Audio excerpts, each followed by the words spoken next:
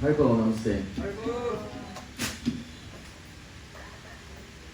Namo Vishnu Padaya Krishna Prastaya Bhutale Srimati Saraswarupananda Paramahamsa Ite Namane Vaja Shri Krishna Chaitanya Prabhu Nityananda Shri Advaita Gadadhar Shivasadi Gaur Bhaktivinoda Hare Krishna Krishna Krishna Hare Hare Hare Rama Rama Rama Hare Hare Vanchikalpatruvis Chakri Pasanibhyo Vachapachitanam Prabhupada Vaishnavibhyo Namo Namaha. So thank you so much again for the opportunity to speak this morning, and we'll read a little bit from the Bhagavad Gita as it is today.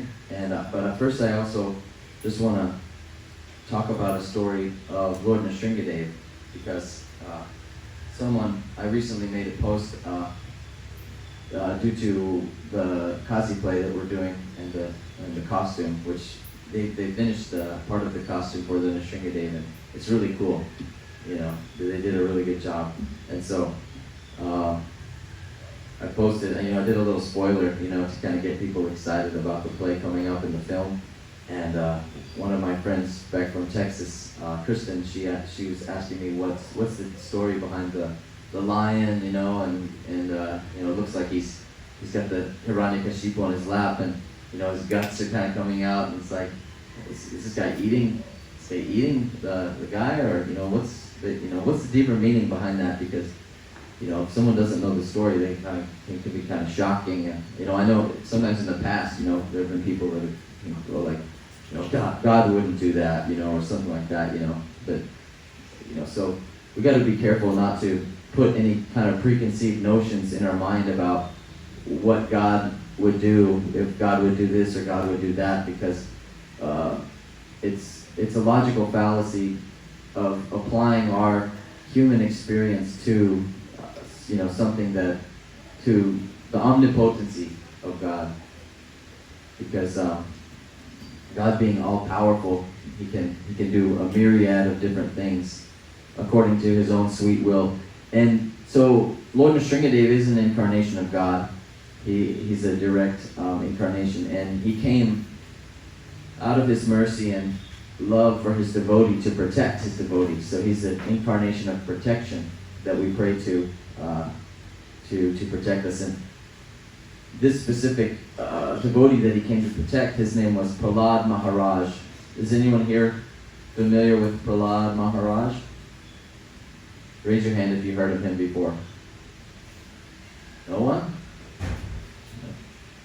Prahlad Maharaj is a very, you sing his name almost every day, so you should know a little something about him. You don't know anything, Anna? No. So, Prahlad Maharaj, he was like a 5-year-old boy. He was the grandson of Bali Maharaj. And Prahlad was a devotee. He was enlightened. Narada Muni came to visit, his mother, I believe, was, his father was Hiranyakashipu, who was a great, powerful king. And he was always fighting with the demigods. And one time, when he was battling with the demigods and taking over their planets, his wife was captured by Indra, the demigods. And during that time, when Prahlad was in the womb and his wife was captured, they were living with the demigods, and he was able to overhear this conversation that Narada Muni had. So simply by the contact with the saintly person in the womb, Prahlad became fully enlightened and self-realized. And this was in a previous age when people had much sharper memory and intellect and capacities than we have now in Kali Yuga, which is what makes these great feats possible. But Hiranyakashipu, his father, he was a person who was a servant of his own mind and his own mental concoction, and he took this to an extreme degree. And everyone has this tendency, I have, myself, probably even more so than most, due to just self-centeredness and the choice to move further away from Krishna and try to lord over this material world. So that's that's the material disease that we all have to different degrees, and some have it more than others. But when you want to be the controller or dominator of this material energy, which we all have the tendency to do, we try to lord it over. You try to accumulate power and go and conquer and build a kingdom here. You know, that's what you see celebrities building mansions, accumulating money, building power, building a team, everyone supporting them. So Hiranyakashipu, he so much wanted to conquer and be the top dog that he said, you know what, I'm going to go out and I'm going to practice some really hardcore mystic yoga austerities. And so he went and he stood up like a straight line like this.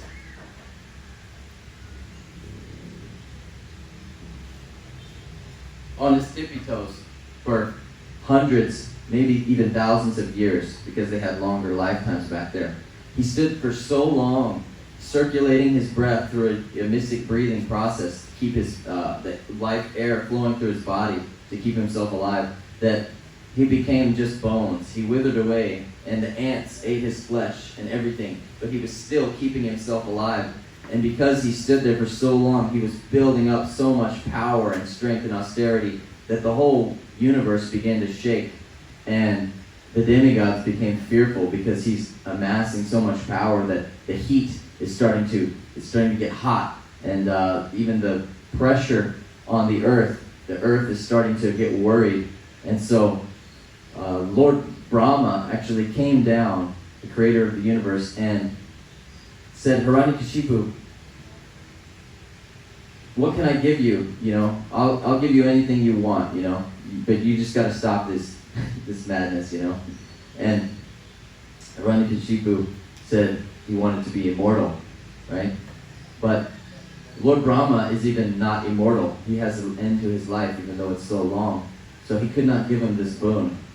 He said, even I am not immortal, but anything else that you want? And he said, okay, well, how about I will never be killed at day nor at night. I will never be killed on land nor at sea. I will never be killed by a weapon nor by a man. You know, all of these different little things to basically make him immortal, practically speaking immortal, you know. So he had so many different parameters, neither inside nor outside, you know. So it's like, okay, well, you'd think that covered everything, right? But by the mystic power of the Lord seeing everything, he knows how to supersede that. And so that's the reason for Nashringadev's incarnation. So Hiranyakashipu ended up getting really upset with his son because his son was praying to the Lord and trying to serve the Lord and teach others to serve the Lord. And so Hiranyakashipu, being an atheist, did not like that his son was bringing God into the conversation. And so he actually tried to discard his son, being a powerful king, and he just wanted to get rid of him. And so he had his ministers take him away and try to throw him off a cliff and try to boil him in water, poison him, throw spears, different things. But each time the Lord protected Prahlad from within his heart and kept him alive, tried to freeze him on a mountain, burn him. And so Hiranyakashipu is just wondering where he's getting this mystic power, and he asks him, and Prahlad says, I get my power from the same place that you get your power, and that is from the Supreme Lord, Krishna. And Hiranyakashipu gets very upset. He says, okay, if your Lord is so powerful, where is he? Is he in this pillar in front of us? And Prahlad says, yes, he's everywhere, even in that pillar. And so Hiranyakashipu, to prove a point to Prahlad that there's no God, he strikes the pillar down to prove to him that there's no God within the pillar. And God, being aware and there to protect his devotee, he manifests, pops right out of the pillar as Lord Nashringadev to fulfill all the requirements of the protective boon Hiranyakashipu had. So he could not be killed at night nor day. So they end up in this battle, and he ends up getting killed at twilight, between night and day. Neither man nor beast, so he's a half man, half lion, half man, half beast. Neither by a weapon nor by any hand, so he kills him with his fingernails, which can be considered, neither a weapon nor a hand. So in this way, and he kills him on the veranda, which is like outside, the balcony. It's neither inside nor outside. So all these different requirements are satisfied by in this special way. And they end up battling and dancing like a cat and a mouse. So the killing of Hiranyakashipu, although from an external perspective may seem grotesque or something, it's actually very sweet and very loving, because he's protecting Prahlad. Prahlad's 5 years old. He's done no harm. And yet this guy is trying to kill him, his own father. And the Lord, loving him so much, is coming and saving him and killing this enemy. So it's a very sweet, sweet story when you understand the hidden meaning that the Lord will always protect his devotee. And so when we sing this song, Namaste Nashringadev,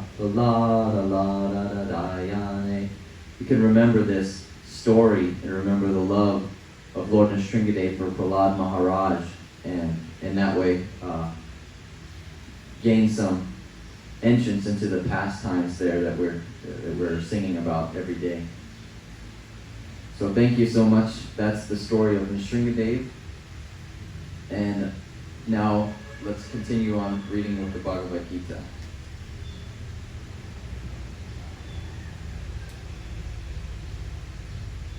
Does anyone have any question about Nashringadev?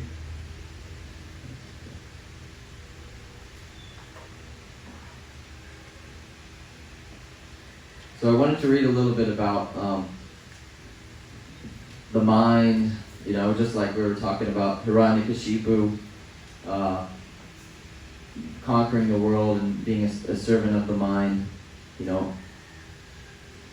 The mind's so hard to control. It's very obstinate and challenging at times.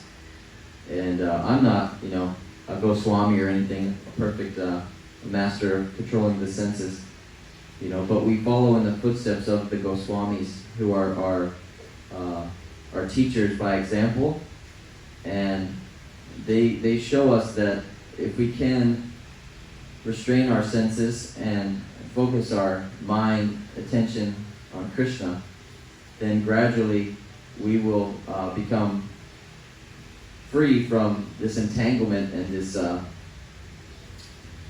this enslavement and victimization, repeated victimization that goes hand in hand with that. Because what happens is, when you serve the mind, you do what the mind tells you to do, and you attain whatever you're trying to achieve, but it never gives any lasting satisfaction inside. It's just like it's basically just chasing dreams and sense enjoyment and fantasies. And you have to keep fulfilling it one after the other, because it doesn't give a deep satisfaction. So it's like an endless search. One thing, next thing, next thing, next thing, next thing. And what happens, it describes in the scriptures, is you become a victim of the material energy, because Mayadev is there to serve Krishna, and she protects Krishna by preventing people that is not sincere from getting close to Krishna. And so we all have a degree of sincerity and a degree of insincerity. Whatever degree of insincerity that is, that's the degree that Maya Devi is going to be controlling our lives and preventing us from getting close to Krishna. And the problem with that, the issue that we should take with that, and why we should rebel against that, is because Maya Devi is not a nice master. In fact, she states in the Harinama Chintamani that for those who serve me well with love and devotion, I guarantee that they will be punished. So think about that. That's the opposite of Krishna. Krishna, for those who serve me with love and devotion, I reward accordingly. I reciprocate, He gives 1,000 times to one devotee who offers a flower. Maya Devi, you serve her well, she punishes you. It's not nice, man. So this is the lesson that we end up learning the hard way in this material world by serving the mind is that it's just it's punishment, man. So Arjuna is also struggling in the same way in the Bhagavad Gita, and Krishna speaks to him. And Arjuna says, O Madhusudana, this is in chapter 6, Sankhya Yoga. He says, O Madhusudana, which, Madhusudana, that's also a word in our play. And it means, Madhu is a demon and Sudana means the killer. So the Madhu demon was a very, very powerful demon that Krishna killed. And he is compared here to the mind. So if Krishna can kill the demon Madhu, then he could also kill or overcome the obstacle or effect of the mind. So he's comparing Krishna to someone that's, for Krishna the mind will be no problem to conquer because he's all-powerful. So he says, O Madhusudana, the system of yoga which you have summarized appears impractical and unendurable to me, for the mind is restless and unsteady. Purport. So the system of mysticism described by Lord Krishna to Arjuna is here being rejected by Arjuna out of a feeling of inability. It is not possible for an ordinary man to leave home and go to a secluded place in the mountains or jungle to practice yoga in this age of Kali. The present age is characterized by a bitter struggle for a life of short duration. People are not serious about self-realization, even by simple practical means. And what to speak of this difficult yoga system, which regulates the mode of living, the manner of sitting, selection of place, and detachment of the mind from material engagements. As a practical man, Arjuna thought it was impossible to follow this system of yoga, even though he was favorably endowed in many ways. He belonged to the royal family and was highly elevated in terms of numerous qualities. He was a great warrior, he had great longevity, and above all, he was the most intimate friend of Lord Krishna, the Supreme Personality of Godhead. 5,000 years ago, Arjuna had much better facilities than we do, yet he rejected this system of yoga. In fact, we do not find any record in history of his practicing it at any time. Therefore, this system must be considered impossible, especially in this age of Kali. Of course, it may be possible for some very few rare men, but for the people in general, it is an impossible proposal. If this was so 5,000 years ago, then what to speak of the present day? Those who are imitating this yoga system in different so-called schools and societies, although complacent, are certainly wasting their time. They are completely in ignorance of the desired goal. Text 34. For the mind is restless, turbulent, obstinate, and very strong, O Krishna, and to subdue it, it seems to me, is more difficult than controlling the wind. So this is the passage that I always think of when I just think it's just so, it's almost impossible, Just feel so not able to conquer it because it just sweeps us away on a day-to-day basis. And any time that we're not engaged in devotional service and chanting in the pastimes of Krishna, it just sweeps us away. So Bhaktivedanta says, the mind is so strong and obstinate that it sometimes overcomes the intelligence. Obstinate, my understanding of that word is it means like, stubborn, almost like a rock, hard to move, obstinate, For a man in the practical world who has to fight so many opposing elements, the mind is certainly very difficult to control. Artificially, one may establish a mental equilibrium toward both friend and enemy, but ultimately no worldly man can do so, for this is more difficult than controlling the raging wind. In the Vedic literatures it is said, the individual is the passenger in the car of the material body, and intelligence is the driver. Mind is the driving instrument, and the senses are the horses. The self is thus the enjoyer or sufferer in the association of the mind and senses. So it is understood by great thinkers. Intelligence is supposed to direct the mind, but the mind is so strong and obstinate that it surpasses even one's own intelligence. as an acute infection may surpass the efficacy of medicine. Such a strong mind is supposed to be controlled by the practice of yoga, but such practice is never practical for a worldly person like Arjuna. And what can we say of modern man? The difficulty is neatly expressed.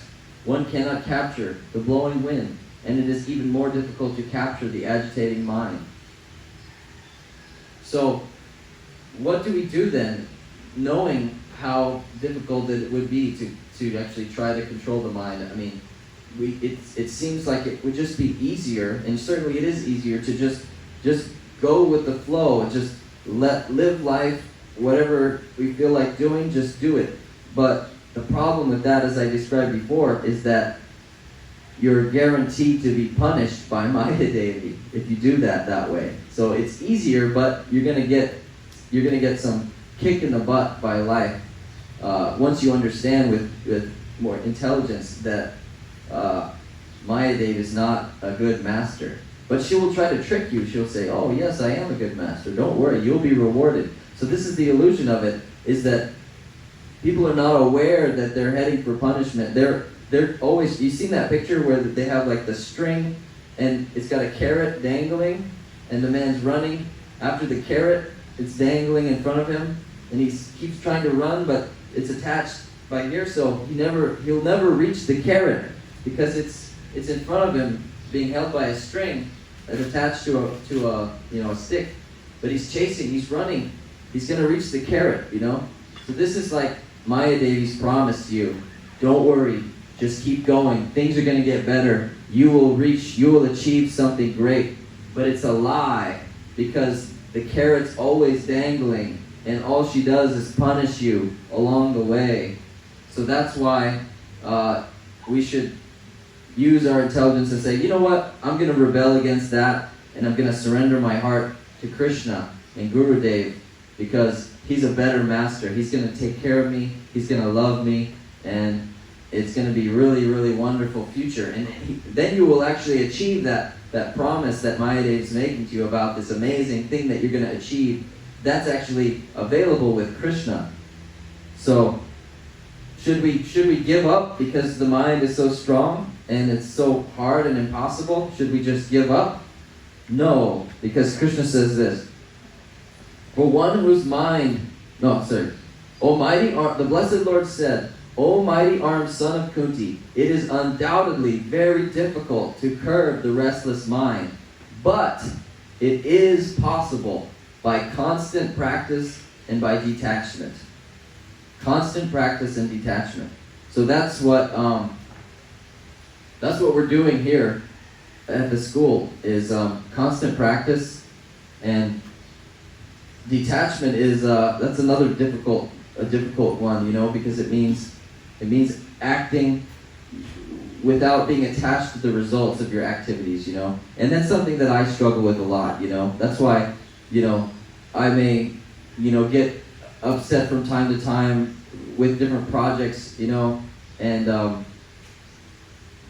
it's because of my own shortcomings and my own attachment that I want it to be really good, because I want the result to be really good. And so I become attached like that. That's my tendency or my fault.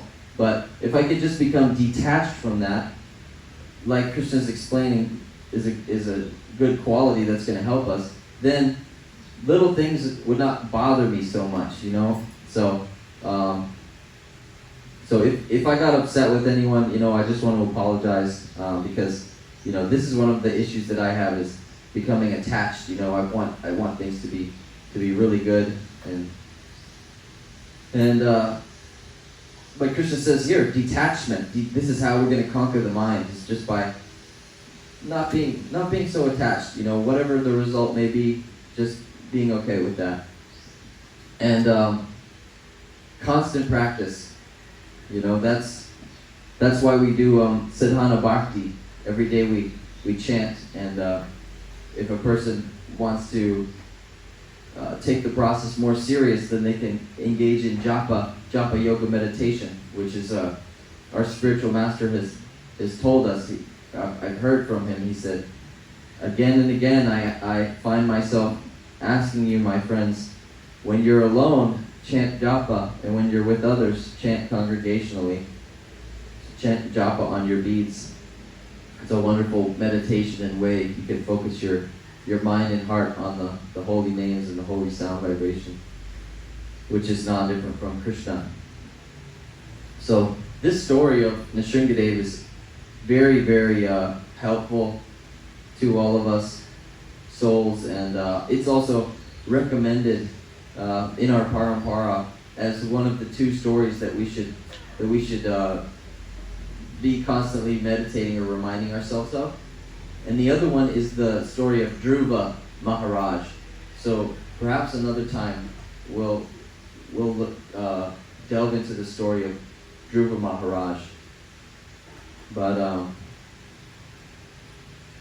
Prahlad Maharaj, he was a devotee and the grandson of Bali Maharaj, and he was protected by Lord Nashringadev, and he was never afraid of Lord Nashringadev. After Lord Nashringadev bifurcated, killed Hiranyakashipu, he scooped into his belly, right, and he pulled out the intestines and strung it like a garland around him. And Prahlad was the whole time just tasting this love for God, looking at him just like a child looks at his mother.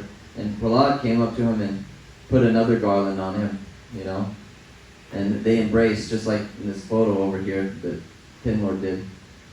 So Lord Nashringadev is embracing Prahlad, and his Lord has come to save him after enduring so many difficulties. So whatever difficulties that we may deal with in life, we should know that the Lord is always there to protect us, and that we can turn to Him at any time. We have that available to us, and that's our duty, is to take shelter and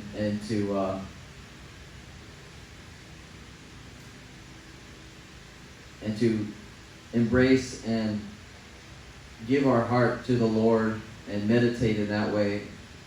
Krishna, you are mine and I am yours. I belong to you and you belong to me. And this is the relationship that's being shared and offered to us by our Guru Dev. And so hopefully we can all achieve that, and all we have to do is just be humble and watch out not to commit offenses to others. And if we commit offense, just be ready to ask forgiveness. So that's all for now. Thank you so much, and let's chant the holy names. Haribol.